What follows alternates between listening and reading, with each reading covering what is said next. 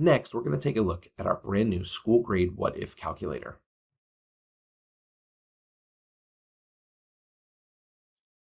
On this page, we are able to see how our school would perform overall based on how we've performed in years past and how we intend to increase for each of our buckets. So here we can see we have our PY score, that's our previous year score, and that's based off the 21-22 school year. Once the 22-23 official scores come out, we will go ahead and add them on here. But for now, we can go as far back as 2017-18 to even see pre-COVID how we did as a school. And so based off 21-22, if our school scored exactly the same way as we did in 21-22, this is how our school would look. Even though that third grade component wasn't there, we did calculate that in. And we also calculated our learning gains and lower quartile learning gains that we will use moving forward. So if we were to score all of these scores, we would see our adjusted percentage overall would be a 52 because we would be adding in that third grade component. That made our score go down 1 from our previous year of scoring that 53 in 21-22. Not only do we see what our score could be, we see a number of students as well as an adjustment.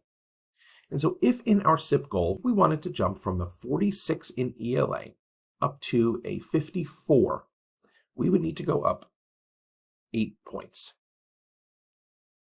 Once I add that 8 in there, it will calculate in real time based off of our current enrollment and also accountability matched with, as of this point, are they survey 2 matched? And how's their due state? Is it greater than 2 years? And as we progress through the year, we will update that to include survey 3 match as well. And so we can see what would happen if we were to go to that 54. We would score a 53 and be even with we were in our prior year. In math, if we wanted to go up to a 60, we could go up 8 points. And we could continue to add adjustments to see how our school would score if we were to score in those buckets. So what I notice here is I've got this 54 that I want in ELA, but it says plus 10 students. Well, what does that mean? Well, if I click here on that plus 10 students, it's going to tell me to reach an achievement goal of 54 in ELA, all 135 students who scored a level 3 or higher last year, so the students in the left green table, must maintain a level 3 or higher, and we need plus 10 students, so 10 additional students who did not score a level 3 or above last year in that right red table. Those students must obtain a level 3 or higher this year on our ELA PM3.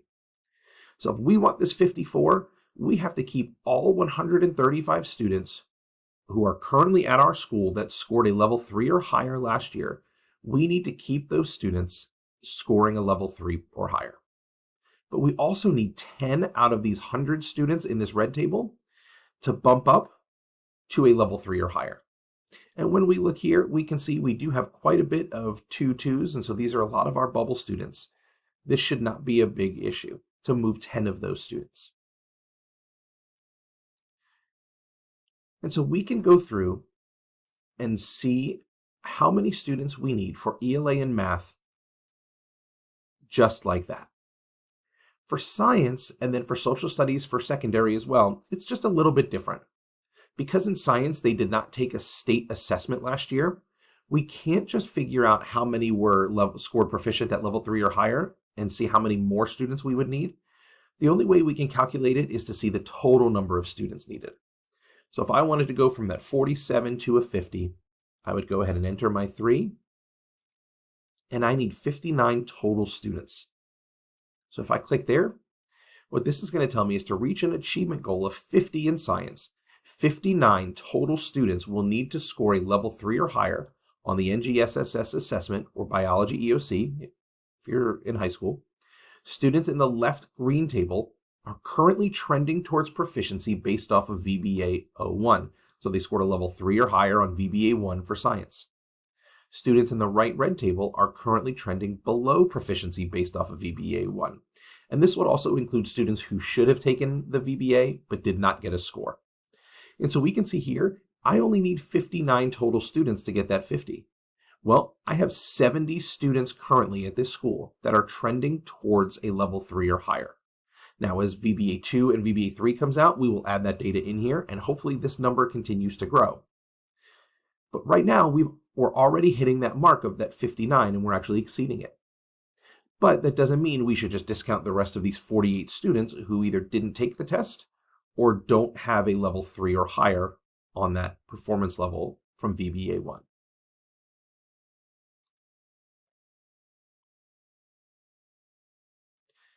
And so the same way that we can just tell you the total number of students needed for achievement for science and social studies, we can do that same thing for learning gain.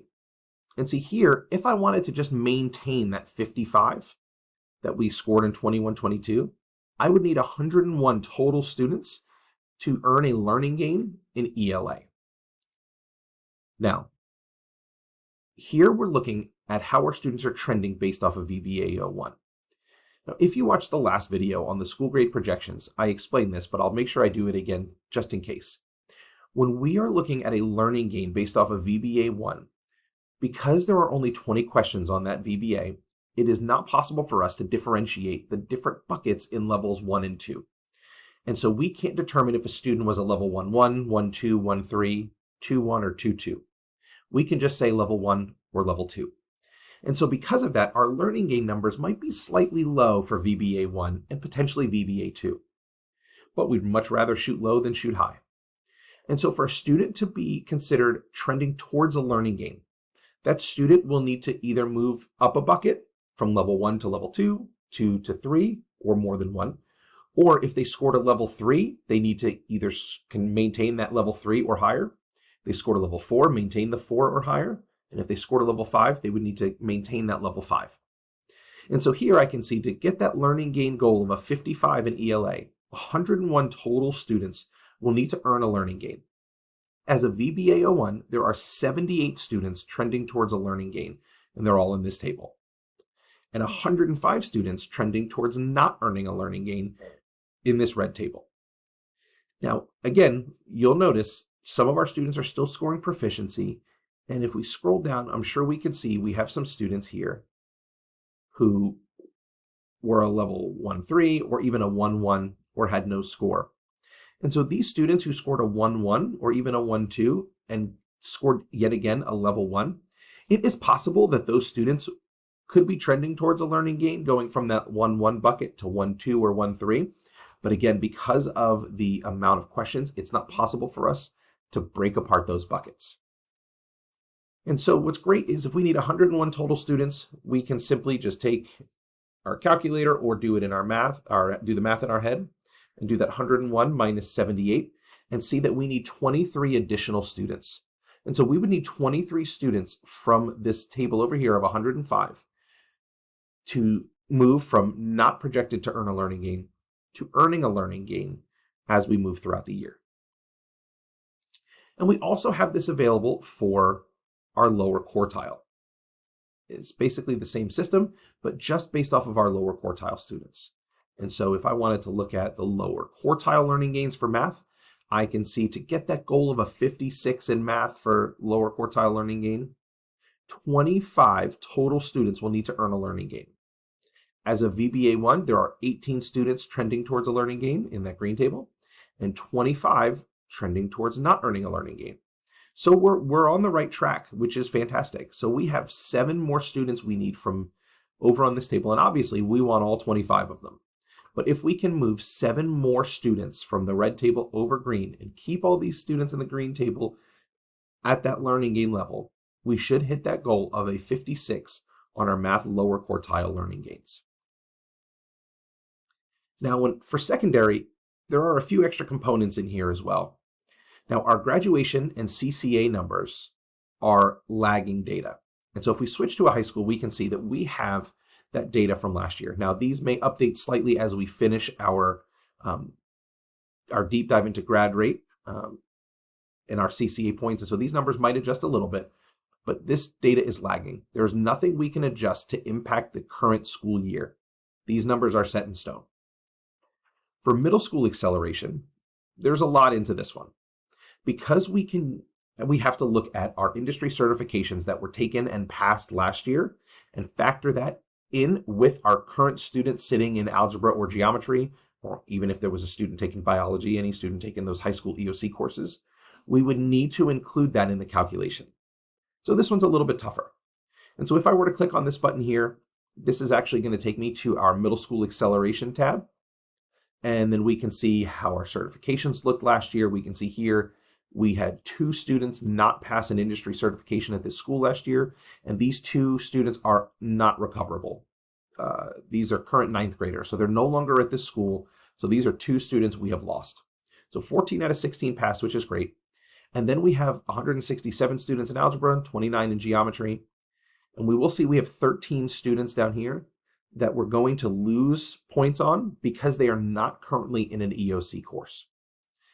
And so if we wanted to really calculate how we're doing right now, we see we have 225 students in our denominator, and our denominator would consist of students currently enrolled in Algebra 1 and geometry, or if they took an industry certification last year. And what we can do is subtract those 2 students who did not pass, since we can't make them up, as well as that 13 students. So at best right now, if every student who is taking Algebra 1 and geometry were to pass the EOC this year, we could get a maximum of 210 students getting that point out of 225, which would mean the highest we could get on our middle school acceleration would be a 93%. If we have some students not pass, that's going to just lower that number. Our numerator will shrink. And so that's where this page will take us. We can click right back on the school grade what if calculator to be taken directly back to our calculator and see, I need 151 students to pass that EOC. And this number takes into account any students who have already earned that point on their acceleration for one of those courses. So we would need 151 students that are currently enrolled in algebra geometry to pass the EOC to earn that 73 that we had in 21-22. And once we've entered some calculations in, like we have over here, if we wanted to clear them back to 0, we can just click the Clear Adjustments button, and that will clear everything right back to 0 to score exactly how we did in that prior year. And again, once 22-23 comes out, we will go ahead and add that and make that the default year for comparisons.